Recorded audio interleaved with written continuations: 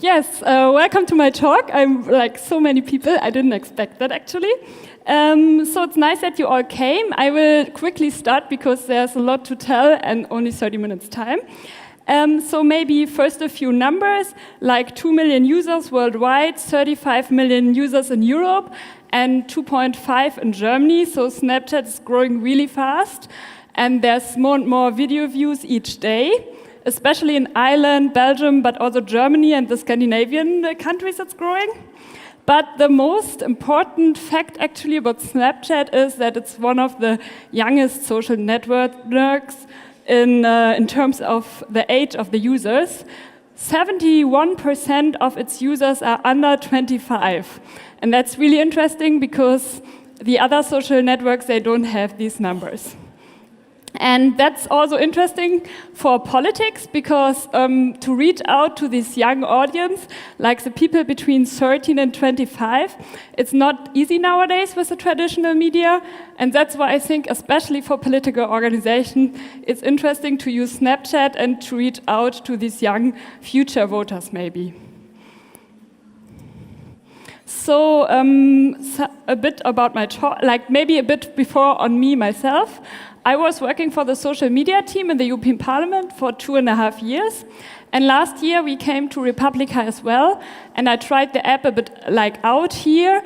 And afterwards we decided that we will start our own Snapchat account. And this is 1 year ago. And now the app, the Snapchat account of the European Parliament has 15,000 followers. So it was a success, we would say. Of course, there are other like stars that have a lot of more followers, but in terms of political communication, we said that it's a success. Maybe I explain a bit what's not this talk not about. Like I won't explain the app or how it works because I think there's a lot of useful guides out there that explain how you can do a Snapchat story or other things. And why I said for political organizations, I think actually that political organizations, they are a bit special because they are not like a company, there's not a lot of money behind often, and also they have to report back to the hierarchy and they have to make sure that their communication is in line with the communication of the other parts. So first, I will bring some examples. Actually, I brought one, of course, from the European Parliament, one from the United Nations and one from the White House. And in my presentation, you have a lot of examples from the European Parliament because, of course, I had the best access there. In general, the quality is quite bad because it's like a mobile app, so it's not recorded in HD or something like that. And then secondly, I will focus on practical advice, like how you can set up an account for political organizations and how you can make the account a bit more known. And then the focus will a lot be on content, what kind of content you can publish as a political organization. And if we still have time, of course, I'm here for questions. Maybe on content, because I just talked about it, I didn't say it. When I speak about content, I mainly speak about stories. Like, I think for political organization, it makes most sense to post stories, like pictures and videos that you post and that are accessible for 24 hours. And on the app itself, like I think the most important things is like to be creative because it's a really young app, to experiment with it. Then it's really personal, like the human face that you have it, and it's really engaging and interactive. So coming to my first example now, the European Parliament. I can explain a bit how we did it actually. We were a team of 4 or 5 people. And then once a week we were sitting together and thinking, okay, which topics could be interesting for the audience?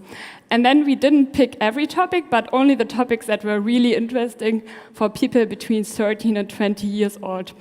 And then we were not just picking the topics, but we were also thinking, how can we make them interesting for our audience? So often we handcrafted something, we made pictures. We always tried to have like a very creative angle to show these topics. So I will show you one example now.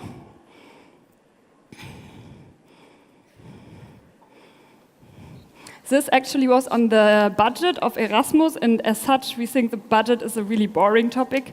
That's why we picked the cake to show it a bit. And then we had the Lux Prize, and afterwards we also had something on radicalization. We worked a lot with quotes of members of the parliament. And then, in the end, we have climate change. You will see it now. And we always put a link in the end as well. It's not possible to click on this link, and we, of course, cannot see how many people really went on this link to check out, but just to have our message said. And then another thing that's really important on Snapchat is behind-the-scenes content. So the parliament was the ideal place, actually, to show behind-the-scenes things, because there's happening a lot every day. So for this one, it was a plenary day. All the members of the parliament were in the house, and I went into the plenary chamber, actually to the very front, and I looked at the members and just mingled. And what's interesting, what you should do also if you use it as a political organization, you should adapt a bit to the style. So here you see we put the chair thing. That's really paint something on the pictures. That's interesting. And the second thing is we have the filter as well. After a short time, we said, okay, it would be cool to have a filter. And that's why we designed one for the parliament and also for the parliament in Strasbourg. And you can just hand them into Snapchat and then they make them available. So the second example would be the United Nations. They went on Snapchat shortly afterwards in June 2015. And I picked two examples actually from the Paris Agreement that was signed a few days ago. And they also had a special filter that they used, of course, on this occasion to show what they are doing. And the second thing why I picked the second picture is Leonardo DiCaprio and Ban Ki-moon. It's celebrities, as on all social networks, they sell also on Snapchat. And what's, I think, interesting here, you see, when you do a Snapchat, you have to be really close. So probably the person doing the Snapchat was here and Leonardo DiCaprio there. So that makes it, I think, really interesting for young people that you are with a Snapchat account so close to the people. And then they did also videos. This is representatives, and you can follow the whole day on webtv.un.org. So little videos and a person explaining what's happening there. And that's, I said in the beginning, Snapchat's a really personal app. This, the concept, somebody explaining something and even maybe the face in the picture, not here but in other Snapchats, is really interesting and makes really then also interesting for the audience to follow it. And the second thing is I picked here a Snapchat, and this is interesting because the first thing you saw, they made a filter, and you can make a screenshot of this filter, and then you can take a picture of something and put the filter on it. So it's very interactive. You can show them where is your favorite place on Earth. The third example that I brought is the White House. They only went on Snapchat in January 2016. And what I think is super interesting there is that they are always so close to Barack Obama. Here he went to Saudi Arabia and they were present as well, and they pictured him a lot. And then they also work with filters. And I think this is why Snapchat is so interesting and why it's such a good mix with politics, because maybe these young people think politics as such is really boring. But with Snapchat, you can be so close to the people that do the politics that it gets interesting again.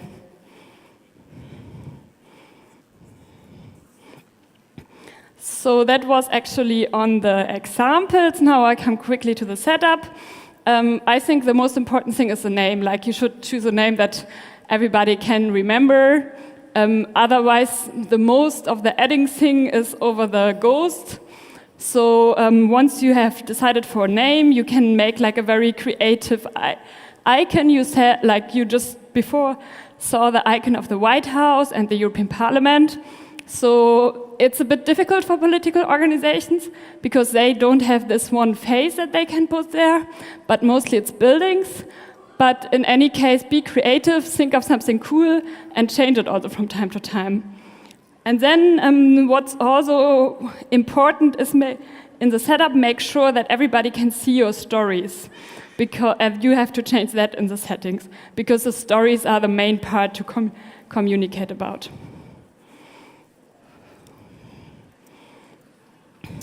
Yeah, and then how to make the account famous.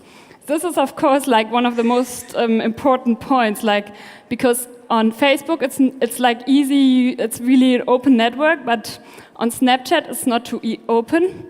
So the first point, of course, is like go on Twitter, on Facebook, on Instagram and YouTube, and tell your followers there that you are now on Snapchat, and use your network there.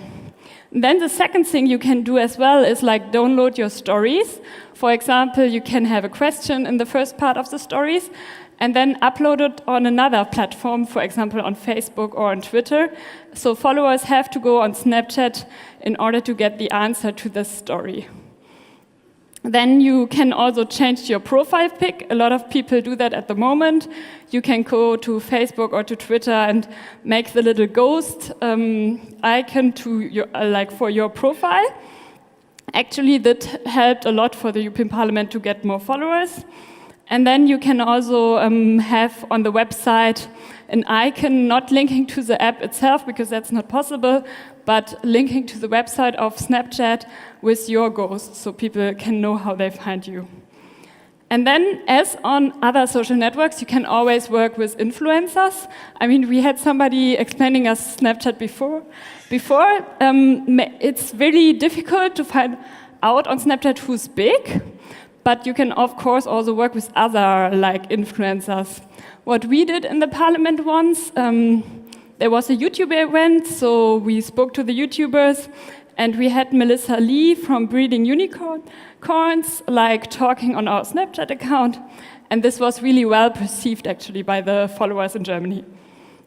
And then, of course, you can try to get in one of the live stories from time to time, and Snapchat has live stories like for really big events, and you can just try to get your content in it, especially if you have it with a filter, and show the people that you are on Snapchat and you have your own filter. This is then really cool. So that brings me to my next point, measurement, which is like a weak point of the app, I think, for political organizations, because the measurement is quite difficult. You can see who and how many people saw your like one pic or one video of the story, and you can see how many people took a screenshot, but you cannot see more, and also you cannot see how many friends you have. So what we did in the parliament, we assigned weeks to each team member, and then they had to add people, and they had to say how many they added and put it in an Excel file to keep track on how many friends you have.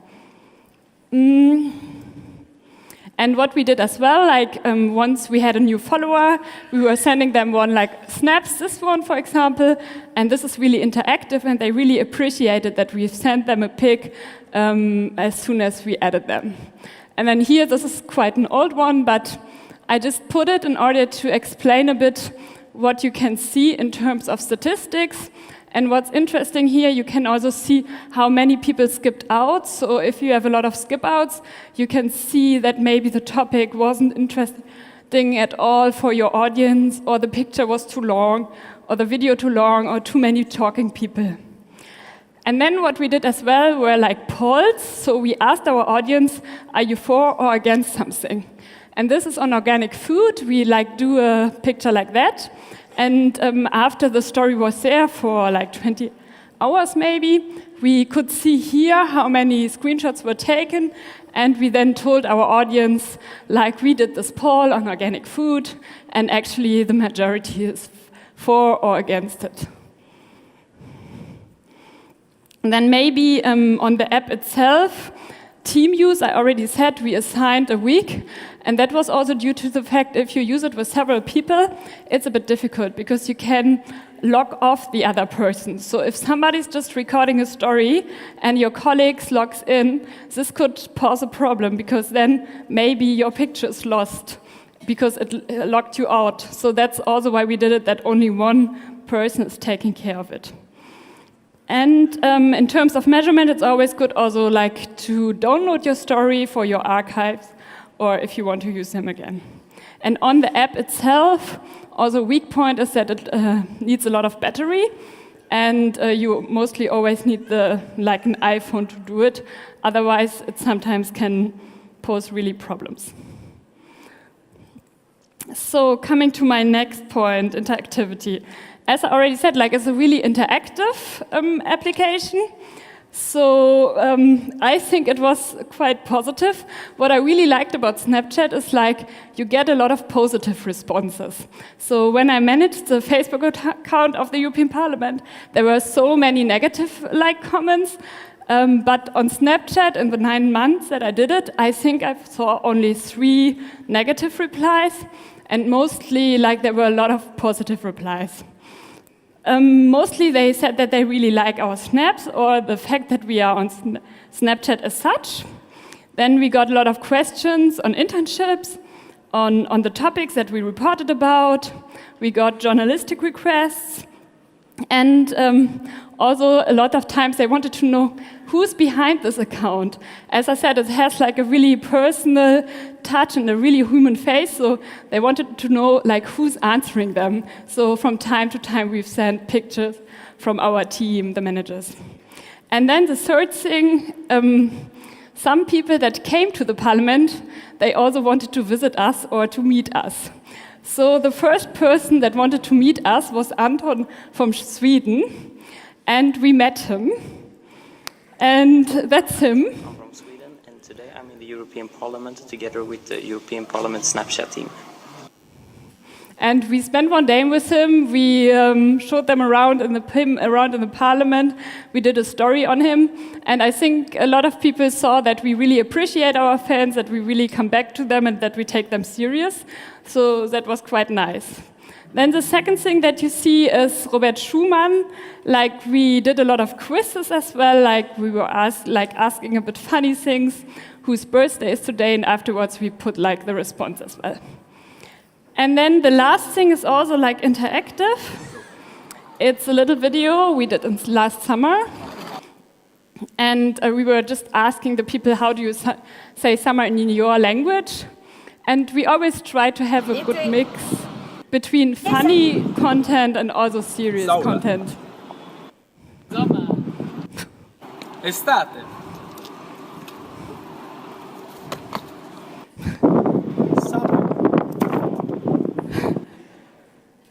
Okay.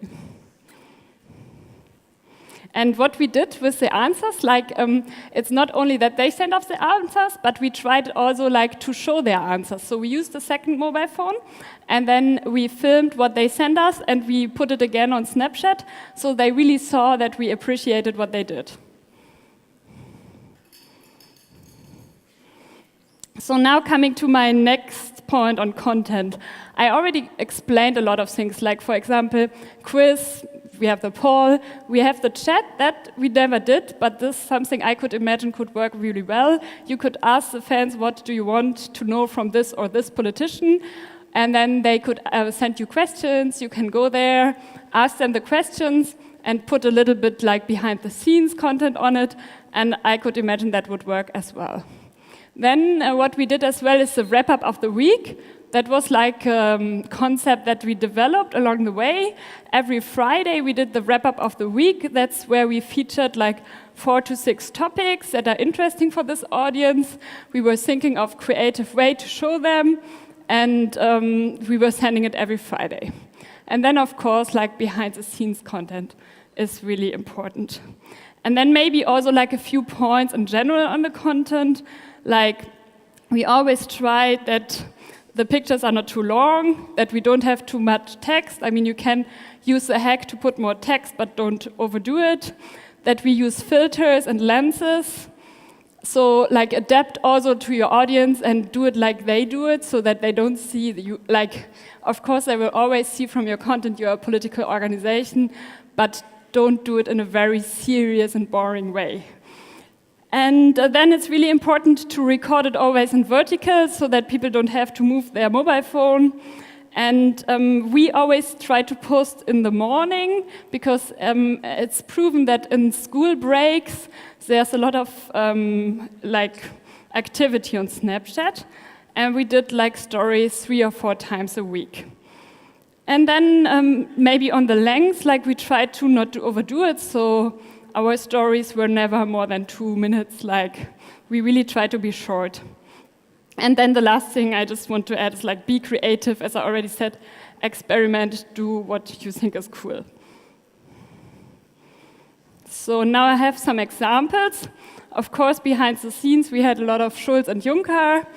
Then we had the 3 kings. Hello, everybody. You know, politics can be very cool. You don't believe it? Look at the website of the European Parliament. And then we had Viviane Reding. So whenever we went on an interview, we tried to bring the app as well and ask the politician for a message to the young audience. And that was Viviane Reding, what she said.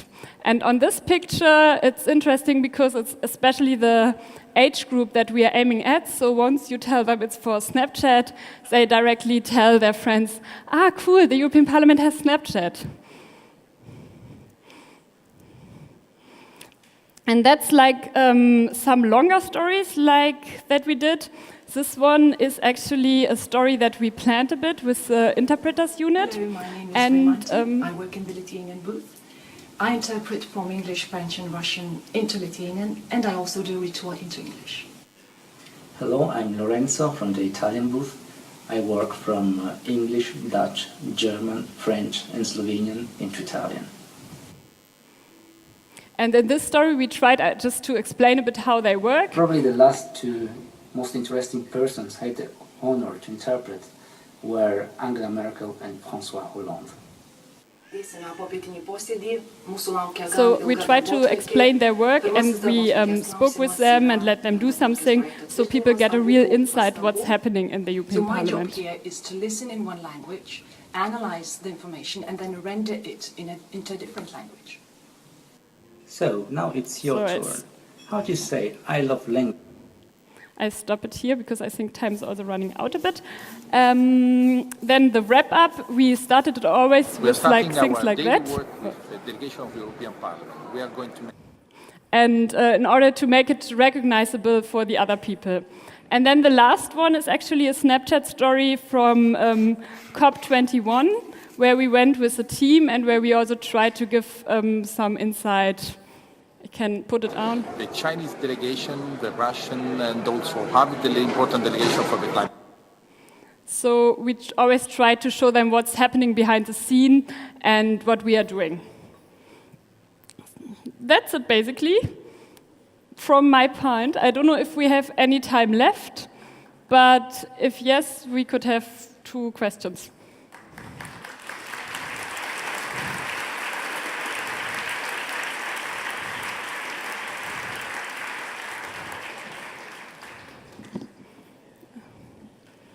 Not?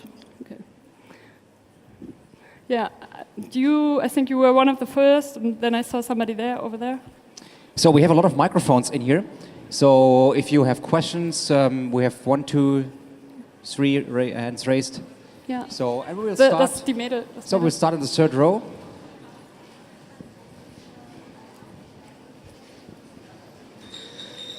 Hi. I wanted to know if you always translate what the people say, if you always write it down. You did that when the people who translated the stuff, you wrote down what they said. Do you always do that? So do you always... Because some people don't turn on the volume on their smartphones. Okay. No, we not always write what they are saying, but we just give a little caption because a lot of people watch the snaps on mute, so that they at least know a bit what's going on if they cannot follow the tone. Okay, we have room for 2 more questions. Yeah. Hi. Okay. Hi. Are there legal obstacles you can stumble upon when putting content? Actually, in the first 9 months we didn't, but there's of course a few questions. For example, what if you use a picture that has copyright and you did take a picture of it? Or what if you use music that has a copyright on it and you feature a bit of that I don't know if it's already solved, but that's interesting questions. Okay, one more question. We have one over there. So second mic. Yeah. Hello, my question is, did you manage the terrorist crisis of Brussels? If yes, how? If not, how would you have done it? Actually, I didn't, but I was on the app when the things in Paris happened. And what we did is we put a picture on from Schulz with a quote. Like, I mean, we were always like relying on the politicians that worked for the organization. And then we kept a bit calm. But that's what we did on all social media. Also, what they did after the Brussels attacks, there were no tweets for 1 week from the European Parliament. Okay. And one final question from the first row. Hier, ach no, sie hat sich schon die ganze Zeit gemeldet. Danke. Ja. Deutsch, Englisch? Englisch wahrscheinlich besser, ne? How you make the video cuts. I saw it was a video and how you make it. Because if I use Snapchat today the first time, I can't take a video from my gallery. I just can make it No, live. that's what I explained. You have to be on the spot. So you make the video in the app, you put it on the story, and then actually it's automatically made into one video when you download the story. So you cannot make any cuts. Like, it has to be directly this moment that you want to capture. Okay, so you didn't cut it, you made it live and Yeah. put it together. Yeah, that's maybe the challenge. You have to do everything live. Okay. So if you take the wrong quote of Schulz, you will have the wrong quote of Schulz. Okay. Okay, thank you. And so the final question. You said that there are 6 people working on Snapchat for the European Parliament. Did you? It depends. It varies a lot. Like in the beginning, we were 2 or 3, Yeah. and then we always try to get some people from the team. And like depending what we are doing, if we were acting a lot and we needed people to hold things, more people were helping. But maybe 3 to 5 were in the core team, and they were like brainstorming on topics and things like that. How did you manage to convince the people that pay you to give you that amount of personnel to do that? Because that's the biggest problem I always face, that they say social media, I don't care, or something like that. So how did you manage to convince them that this is important? I mean, the social media unit of the European Parliament is really open to new things, and they have 15 different social networks, and they are spreading the resources on all networks. So it was not such a problem. It was not it was not 5 persons working full time, but it was 5 persons working maybe like half an hour or 1 hour a week on it. Okay, thank you. That's it. Yeah. Yeah. Thank you very much.